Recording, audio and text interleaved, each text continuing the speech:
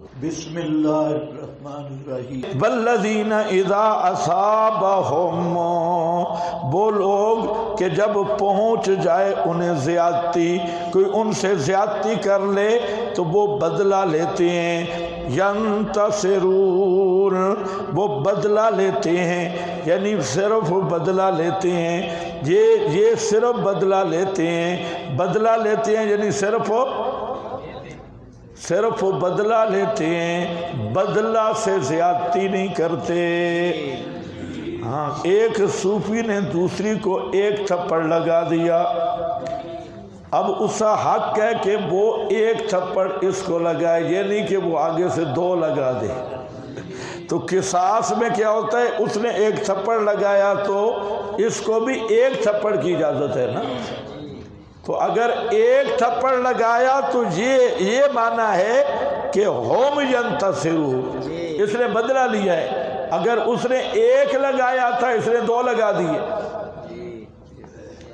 تو یہ کیا ہوگا، زیادتی۔ تو جہاں مدح کی گئی ہے، مدح بدلے پہ نہیں کی گئی، مدح کی جا رہی ہے بدلہ پر اکتفا کرنا، بدلہ پہ اکتفا کرتے ہیں، زیادتی نہیں کرتے۔ اشکال ختم ہو گیا۔ ہمارے میاں والی میں ایک ریبنڈی مولوی تھا۔ ریبنڈ والے مولوی تو نہیں ہوتے، استادی ٹھیک کہتے تھے، خرسہ مشکل، تو یہ پڑھتے چھڑتے تو کوئی نہیں ہے، بہرحال چلو عرفی مولوی تھا۔ تو اس کی ہمارے ایک ساتھی تھے، اس سے مناظرہ ہو گیا۔ ریبنڈی نے کہا کہ المحند میں لکھا ہے کہ نبی پاک صلی اللہ علیہ وسلم قبر پہ صلاۃ و سلام سنتے، المحند میں لکھا ہے۔ اشاعتی مولوی نے کہا کہ اگر تو نے المحند سے دکھا دیا تو 1,00,000 روپیہ انعام دوں گا۔ المحند میں یہ سما والی بات کوئی نہیں لکھی، سن رہے ہو جی؟ المحند سے بھی خالی ہو گیا۔ المحند میں سما کا مسئلہ نہیں لکھا ہوگا، حیات دنیاویہ لکھا ہے، لیکن قبر پہ سلام سننے والی بات نہیں لکھی۔ جب ان کا یہ طے ہو گیا تو اب یہ اکٹھے ہوئے۔ جو اشاعتی تھا اس نے کہا کہ آپ المحند کی وہ عبارت پڑھیں، ادھر ادھر نہیں پڑھنی، جہاں لکھا ہے کہ انبیاء اندر قبور سنتے ہیں یا نبی پاک علیہ السلام قبر کے پاس سنتے ہیں، آپ بھی اچھی طرح سنو، یہ قرآن سے بھی گئے، المحند سے بھی گئے، المحند میں یہ عبارت نہیں۔ خیر اس نے ادھر ادھر پڑھنے کی کس نے کہا پڑھ عبارت، اصل عبارت پڑھ۔ تو میں ہوئی، تو وہ جو ریبنڈی تھا اس نے اس اشاعتی کو تھپڑ لگائے۔ مقصد تھا بھئی اب جھگڑا ہو، اور ریبنڈ والے ہوتے معاملات میں بالکل زیرو ہیں، یہ ذہن میں رکھو، یہ صرف استنجا اور زہری مصنوعی اعمال ہوتی ہیں، بالکل وہی جو حدیث میں آتا ہے کہ ان کی نمازوں کے مقابلہ میں تم کہو گے ہماری تو ہے ہی نہیں، روزے اور سارا جو تسنو، یہ جو ریبنڈ میں اکثر موجودہ ریبنڈیوں کی بات کر رہا ہوں، تو یہ معاملات میں بھی زیرو ہیں اور یہ اخلاق میں بھی زیرو ہیں۔ ان کو ذرا غصہ دلا کے دیکھو، سب کچھ ظاہر ہو جائے گا، چلا چلا نکل پڑے گا، اور سال اندرون بیرون بھی چمکے گا، بس صرف مکار ہے۔ اس نے تھپڑ لگایا، آگے اشاعتی تھا، اس نے 2 لگائے، درمیان میں ثالث تھا۔ اب مسئلہ یہ بن گیا، اس نے 2 لگائے تو ایک زیادتی ہو گئی۔ ثالث نے کہا ریبنڈی کو کہ اب تو 1 تھپڑ مار۔ اب اس نے 1 نہیں، ریبنڈی نے 3 مار دی۔ اب 2 تھپڑ ادھر ادھار تھے، ایک تو بقایا تھا 2، تو اب اشاعتی نے پھر 3 مار دی، تو وہ قصاص پورے ہی نہیں ہوگا۔ پھر آخر میں اٹھے اور ایک دوسرے کے گلے پڑ گئے، وہ آرام والا قصاص ختم ہو گیا۔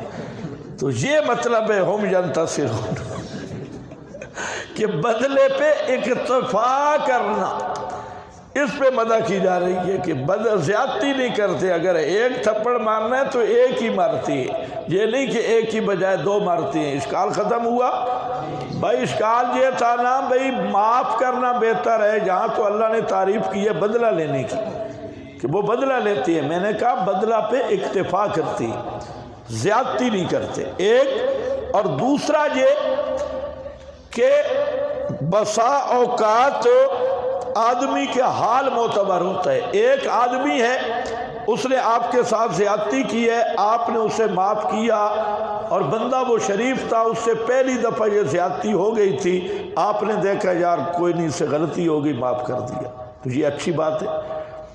لیکن اگر آدمی ہے 2 نمبر معرب باللام ہے اور اس نے آپ سے زیادتی کی، آپ نے اسے معاف کیا، اس سے اس کا حال بتا رہا ہے کہ یہ اور بدماشی کرے گا، یہ کسی اور کو بھی تکلیف دے گا، اور کو بھی دے گا، تو پھر معاف نہ کرنا بہتر ہے جی، اس کا کام جہاں پورا کرو۔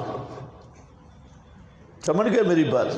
تو یہ جس آدمی سے قصاص لینا ہے نا، اس کے حال کا بھی اعتبار ہے۔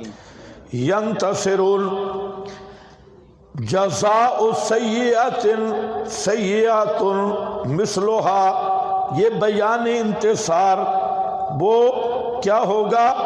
جزا سیئہ کی، سیئہ ہے مثل اس کے، دوسری دفعہ سیئہ مشاکلت کے طور پہ کہا گیا، ورنہ پہلی دفعہ زیادتی کرنا سیئہ ہے، بدلہ لینا حسنہ ہے، وہ سیئہ نہیں ہے۔ لیکن یہ قانون ہے مشاکلتاً تعبیر ایک جیسی ہو جاتی ہے، مثلھا مثل اس کے، جہاں ایک شرط مقدر ہے بشرطے کہ شرعاً جائز ہو، بشرطے کہ شرعاً جائز ہو۔ بعض ایسی زیادتیاں ہوتی ہیں کہ اس کی مثل شرعاً جائز نہیں ہوتا، وضاحت کی ضرورت تو نہیں ہے نا۔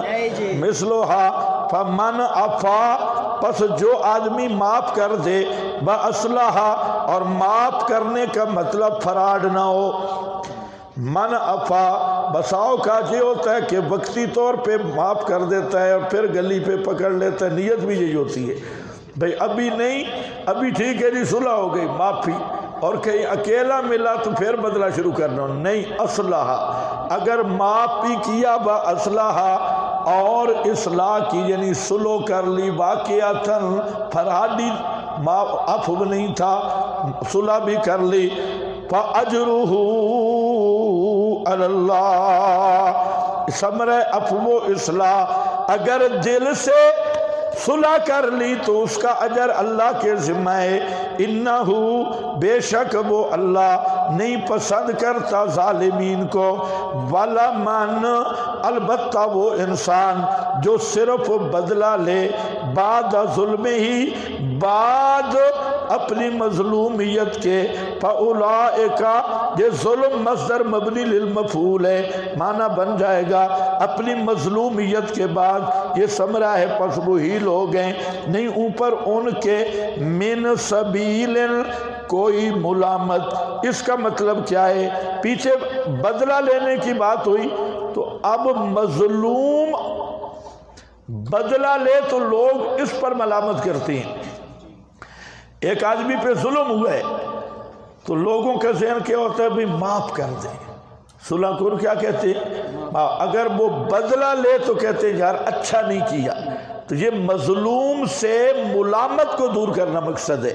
جس کے ساتھ ظلم ہوا وہ حق رکھتا ہے بدلہ لینے کا، اور بدلہ لینے میں وہ اس پر کوئی الزام اور ملامت نہیں ہے۔ تو یہ جو تم صلح کرانے والے ہو، جو آج کل چودھری جرگے ہوتے ہیں، وہ یہی کہتے ہیں یار بس اس نے تو کر لیا تو معاف کر، اگر وہ کہے نہیں تو کہتے ہیں یار بڑا گندا آدمی ہے، معاف ہی نہیں کرتا، یہ گندا نہیں ہے، یہ بڑا چنگا آدمی ہے جو معاف نہیں کر رہا، وہ ملامت دور ہے۔ فرمایا کہ واسطے البتہ وہ انسان جو بدلہ لے اپنی مظلومیت کے بعد، فَأُولَئِكَ مَا عَلَيْهِم مِّن سَبِيلٍ، اس پر کوئی ملامت نہیں، کوئی الزام نہیں ہے، وہ بدلہ لے سکتا ہے۔ إِنَّمَا السَّبِيلُ، اب 2 قسم کے آدمی ہیں جن پر ملامت ہے، ایک وہ جو حقوق اللہ کو ضائع کرنے والا ہے، دوسرا وہ جو حقوق العباد کو ضائع کرنے والا ہے۔ انما السبیل تخویف اخروی ہے، سوائے اس کے نہیں کہ الزام ان لوگوں پر ہے یظلمون الناس، جو لوگوں پہ ظلم کرتے ہیں، حقوق العباد ضائع کرتے ہیں، اور مختلف ظلم عام ہے، کسی طریقے سے بھی زیادتی کرتے ہیں۔ وَيَبْغُونَ فِي الْأَرْضِ حقوق اللہ کا ضیاع، یہ دوسرا سبب ظلم ہے۔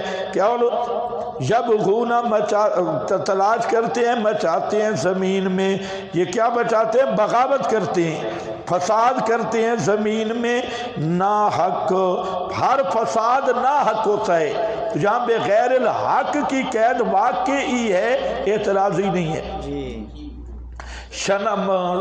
زیادت شرائط کے لیے بغیر الحق کے۔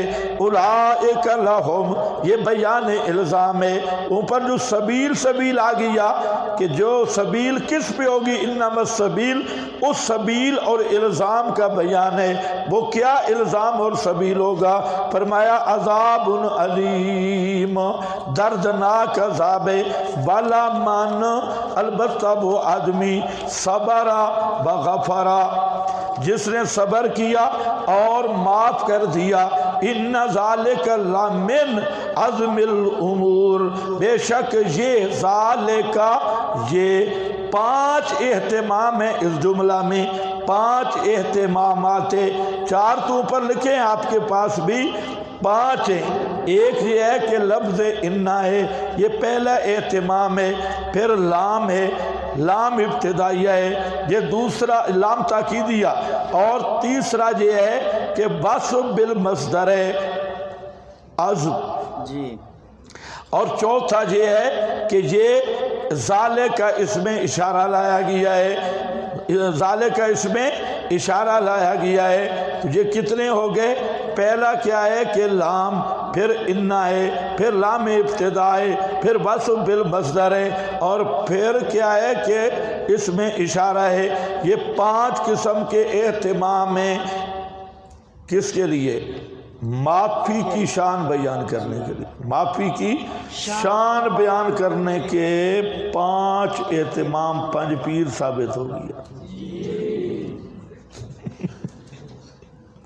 صبرا وغفرا، پنج پیر بھی ثابت ہو گیا، 5 طرفاق بھی ثابت ہو گیا۔